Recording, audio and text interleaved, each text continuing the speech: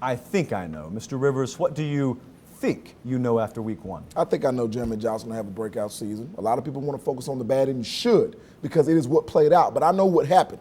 3 interceptions. One was a bad misread, and the other 2 were forced throws, something you can't do. But what was shown was the ability of Jeremy Johnson to move the pocket, get outside of the pocket with ease. What was also shown was to fit throws, good throws into tight windows, a la he connected with Duke Williams before they scored their first touchdown. Right on cue. I love that, Matt. And what else did he show? The ability to throw the ball deep down the field with accuracy. I want you to think about this, Mr. Rivers. Alabama, Ohio State now, these teams are hated. Why? Because they recruit well. Yeah. They win at a high level. Their fans are incredibly arrogant, but with good reason. They win all the time. Their program has a noticeable swagger that your program just doesn't have. And the media attention is nauseating at times. I want you to think about this, Mr. Rivers. Alabama, Ohio State now, these teams are hated. Why? Because they recruit well. They win at a high level. Their fans are incredibly arrogant, but with good reason. They win all the time. Their program has a noticeable swagger that your program just doesn't have. And the media attention is nauseating. Here's what's worse with Ohio State. If you hate Alabama, at least you look at Alabama's schedule and say, I see a chance they lose here. Right. I see a chance they lose there, and here, and here, and here. Alabama plays 8 conference games this year. Every one of those teams is ranked right now in this week's AP poll. Ohio State will probably finish the season having played 1 ranked team, period. Boom. And that will come in 10 weeks when Michigan State comes to Columbus. So this is kind of like Southern Cal used to feel back in the early 2000s before the Pac-12 rose to the level it is now. You looked at Southern Cal, there was no denying they were a great team. There was no denying the staggering collection of talent they had, nor is there with Ohio State. What people look at, though, is they look at that swagger and they look at that arrogance and they think to themselves, if you had to play our schedule, you wouldn't have that, because then you'd get knocked off a time or two. Yeah, point number 732 as to why I don't think there's very much skill in preseason predictions.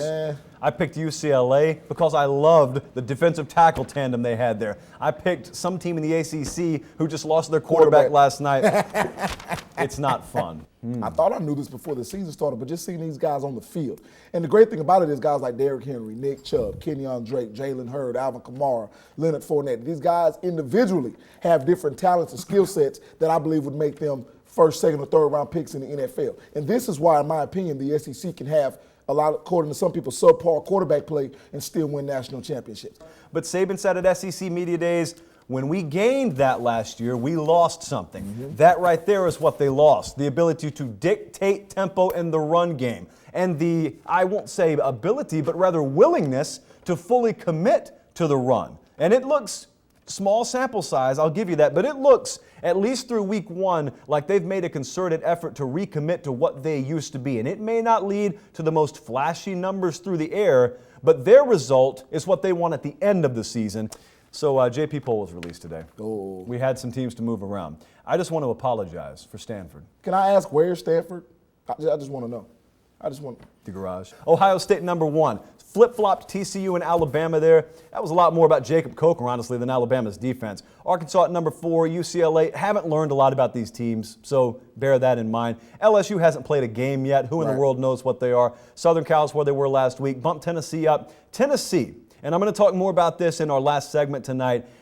Tennessee struggled to defend the pass in week one.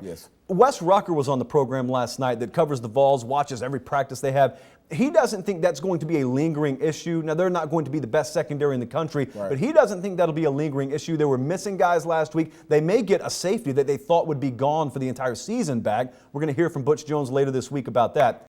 As you can see, I've got Oklahoma going to Tennessee and Knoxville and beating the Volunteers. But I've got a confidence level of a 2. I'm very high on Tennessee. I like the dynamic they have with Joshua Dobbs, Jalen Hurd, and Alvin Kamara. But when I look at Oklahoma, I really believe that they'll be the best defense in the Big 12. At each of the 3 levels, guys like Tapper, guys like Stryker, guys like Sanchez on that back end. And Oklahoma with the running game of Samaje Perine and that offensive line, I really think they'll cause a lot of problems for Tennessee. But then again, for Tennessee, it will mean something. Oregon at Michigan State. A lot's about to be learned about Oregon this week. You're not a big buyer of Michigan State. You know I'm selling even more on Oregon. Oregon is a team built to run around you. Michigan State, a team built to run through you. And contrary to what you just heard, I wholeheartedly believe They still have the personnel and power to do that. LSU at Mississippi State, basically, you and I are on the same boat here, and I would put this even higher confidence level if LSU had played last week.